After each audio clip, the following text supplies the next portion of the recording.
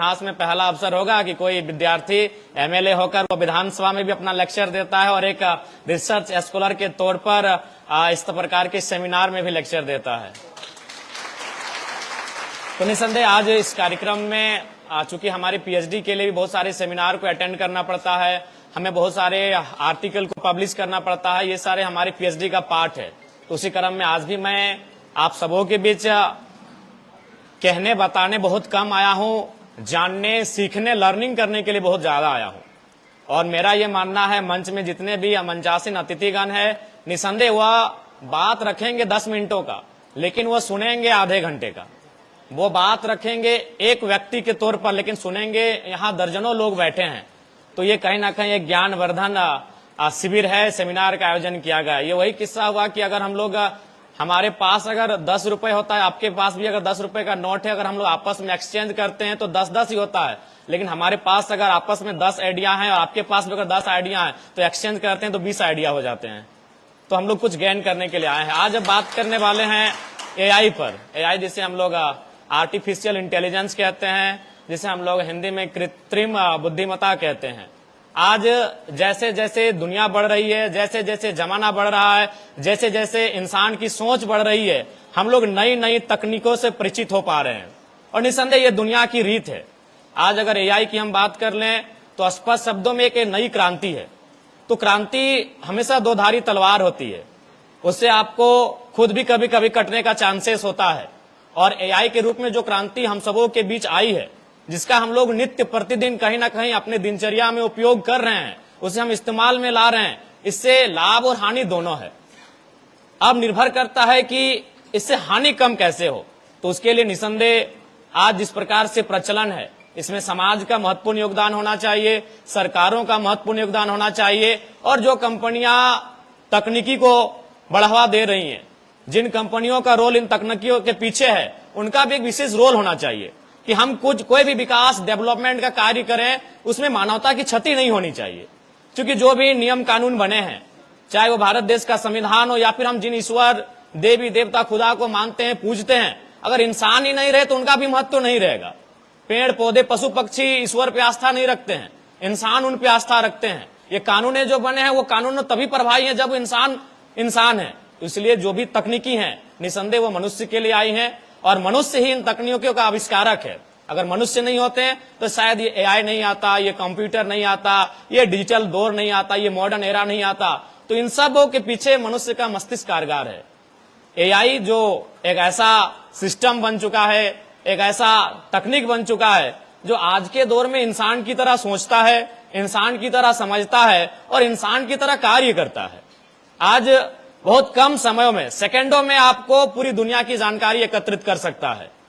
तो इसके लाभ भी हैं, इसके हानि भी हैं। अगर आप हानि की बात करें तो हम लोग राजनीति जगत से आते हैं, और इससे अगर सबसे ज्यादा किसी को हानि हो सकती है तो जो लोग राजनीति के क्षेत्र में हैं। आप डीप फैक्ट की बात करें, डीप फैक्ट से जो वीडियो क्रिएट हो रहे हैं, जो ऑडियो क्रिएट हो रहे हैं, जो इमेजेस बन रहे हैं, उनसे सबसे ज्यादा हानि अगर किसी को मुझे समझ में आती है तो राजनेताओं को, राजनेत्रियों को हो रही है। विधानसभा के चुनाव में ही बहुत सारे हमारे फोटोज वीडियो जिनका सच्चाई से कोई वास्ता नहीं था, तो अपोनेंट पार्टियां, उनके जो राजनेता हैं, उन्होंने खूब इसका इस्तेमाल किया। तो निसंदेह एआई से फायदे तो बहुत सारे हैं। आज उन फायदों को हम लोग ग्रहण कर रहे हैं, चाहे वो एलेक्सा के रूप में हो, श्री के रूप में हो, गूगल के रूप में हो। इन फायदों को हम लोग प्रतिदिन अपने दिनचर्या में शामिल कर रहे हैं, लेकिन इससे नुकसान भी है, और उन नुकसानों से बचना हम सबों का कर्तव्य है। उसके लिए सरकार को चाहिए इस पर एक नीति नियम बने। एआई को चलाना कैसे है, संचालन कैसे करना है, इस पर कानूनों का बनना अति आवश्यक है। अगर कानूनें नहीं होंगी तो ये एआई भी टीन एज के उस दौर की तरह हो जाएगा जिसमें अनुशासन ना हो। जब हम युवावस्था, किशोरावस्था की बात करते हैं, हम लोग टीन एज को याद करते हैं, 13 to 19।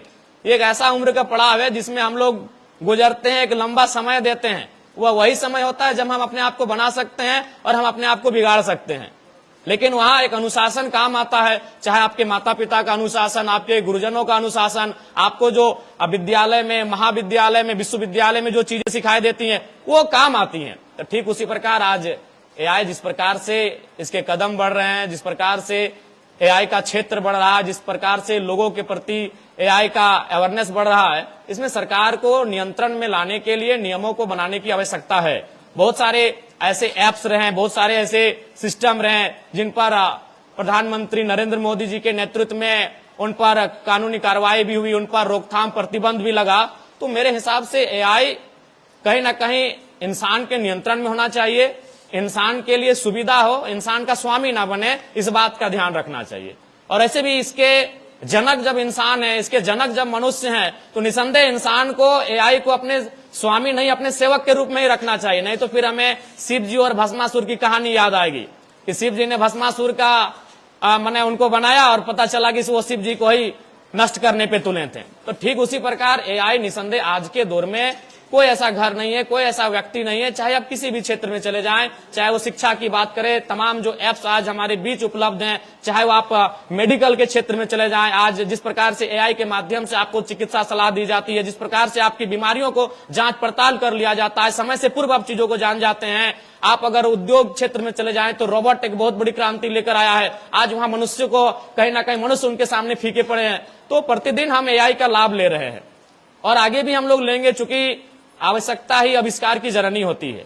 और जिस प्रकार से हमारी आबादी बढ़ रही है, जिस प्रकार से हमारी जरूरतें बढ़ रही हैं, निसंदेह जो वैज्ञानिक साइंटिफिक जो टेक्निक टूल्स हैं, उनका हम लोग कहीं ना कहीं बखूबी उनका इस्तेमाल करेंगे। तो इसलिए आज आप सबों का, चूंकि आप जो इस 2 दिवसीय संगोष्ठी में आए हैं, तो हम जिस विषय पे चर्चा कर रहे हैं, जिन विषय पे हम लोग वाद विवाद कर रहे हैं, जिन विषयों पे हम लोग अपना पक्ष प्रस्तुत कर रहे हैं, तो उन विषयों पर हमारा एक अहम योगदान होना चाहिए सोसाइटी में। जब आप यहां से जाएंगे तो इन चीजों को सीख कर आपको जाना होगा। आप केवल ये नहीं कि जब अगले सेमिनार में जाएंगे तब आप जाकर एआई पे चर्चा करेंगे, उनके लाभ हानि पे चर्चा करेंगे। जब आप यहां से जाएंगे तो समाज में आपको चर्चा करना होगा कि एआई को किस प्रकार से हम उसका इस्तेमाल कर सकते हैं और किस प्रकार को उसको नियंत्रण में रख सकते हैं। आज के दौर में सबसे महत्वपूर्ण चीज क्या हुआ है कि जो चीजें हम लोग सीखते हैं उनको केवल अपनी किताबों तक या तो फिर अपनी परीक्षाओं तक सीमित रखते हैं। उन्हें हम लोग को समाज के बीच लेकर जाना होगा, उन्हें हमें अपने समाज के बीच जाकर रखना होगा, तभी जाकर इन चीजों का सार्थकता हो सकती है। जैसे मैं अपने एक 10वीं क्लास में हम पढ़ा करते थे और एक क्रिकेट का मैच था, खेलने के क्रम में एक चापाकल के सामने हम गए तो वहां पानी पी रहे थे, तो देखे कि एक महिला को उसके सासू और उसके पति बहुत प्रताड़ित कर रहे थे। तो चूंकि हमने पूछा कि भाई कारण क्या है, तो उन्होंने बताया कि इसका शायद 3 गो बेटी हो गया है। तो हमने तुरंत उनको टोका। हम 10वीं कक्षा में थे, लेकिन पूरे समाज के बीच हमने उनको टोका कि आपने लिंग निर्धारण गुणसूत्र के बारे में नहीं पढ़ा है क्या? वो स्पष्ट कहता है कि वो लड़की होगी या लड़का होगा, वो पुरुष के गुणसूत्र पर निर्भर करता है, फिर आप इसको क्यों प्रताड़ित कर रहे हैं? तो चूंकि मैंने उन चीजों को 8वीं क्लास में सीखा था, समाज में मैं अकेला खड़ा होकर उनको समझाया। तो जो चीजें आप यहाँ सीखते हैं, जिन चीजों का आप अध्ययन करते हैं, जिन चीजों को आप जानते हैं, उनको समाज तक ले जाना बहुत जरूरी है। इनको आप अपने कॉपी में, आप नो डाउट आप मोबाइल में रिकॉर्ड कर रहे हैं, नो डाउट अभी मोबाइल है, आप मोबाइल में रिकॉर्ड कर रहे हैं। जब मोबाइल नहीं था, हम उन चीजों को नोट डाउन करते थे अपने पेन पेपर के माध्यम से, और उन चीजों को हम लोग अपने बस्ते तक सीमित रखते थे।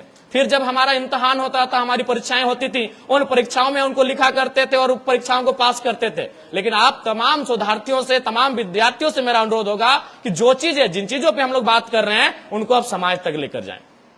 आपकी जवाबदेही है, आपकी जिम्मेदारी है। इसलिए आज इस सेमिनार के माध्यम से मेरा यही आपको संदेश होगा।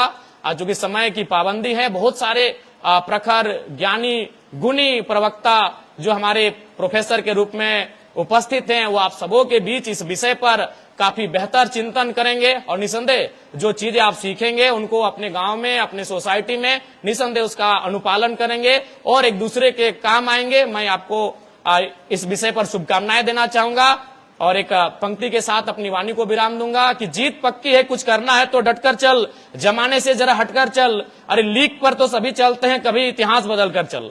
बिना काम के मुकाम कैसा, बिना मेहनत के दाम कैसा, बिना काम के मुकाम कैसा, बिना मेहनत के दाम कैसा, और जब तक ना मिले मंजिल राहों में राही आराम कैसा। तो मैं आपको यही शुभकामनाएं दूंगा। क्योंकि आज आप तमाम मुख्य अतिथि महोदय रहे, विशिष्ट अतिथिगण रहे, या तमाम जो रिसोर्स पर्सन आए हैं, आज उनकी सुन रहे हैं, वो आज आपके सामने मंच में मंचासीन है और आज आप नीचे बैठे हैं। बस हम यही चाहते हैं कि भविष्य में आप भी मंचासीन हो, उस दिशा में आपको प्रयास करें, उस दिशा में आप पहल करें। पुनः महाविद्यालय परिवार का मैं शुभकामना, मैं उनका शुक्रिया अभिनंदन करता हूं कि आज के इस कार्यक्रम में हमें सौभाग्य मिला अपने बातों को रखने का। और पुनः मैं आपको कहूंगा कि आज मैं आप सबों के बीच एक विधायक के रूप में नहीं, एक जनप्रतिनिधि, एक जननेता के रूप में नहीं, एक शोधार्थी के रूप में आया हूं। मैं भी सीखने के लिए आया हूं, क्योंकि अभी हमें लगता है कि बहुत कुछ सीखना बाकी है, बहुत कुछ करना बाकी है। पुनः आप सभी को हमारी ओर से शुभकामनाएं, धन्यवाद। जय झारखंड, जोहार झारखंड। बहुत बहुत धन्यवाद सर, आपने अपने विचार को हम सभी के साथ साझा करने के लिए बहुत बहुत धन्यवाद। अब मैं निवेदन करना चाहूंगा हमारे महाविद्यालय के असिस्टेंट प्रोफेसर चंचला मैम का कि वो हमारे अतिथि Sulekha ma'am, lecturer doctor S Radhakrishnan teachers training college को मंच में लाए और उन्हें अंग वस्त्र और पौधा देके स्वागत करने की कृपा है। जोरदार तालियों के साथ स्वागत किया जाए।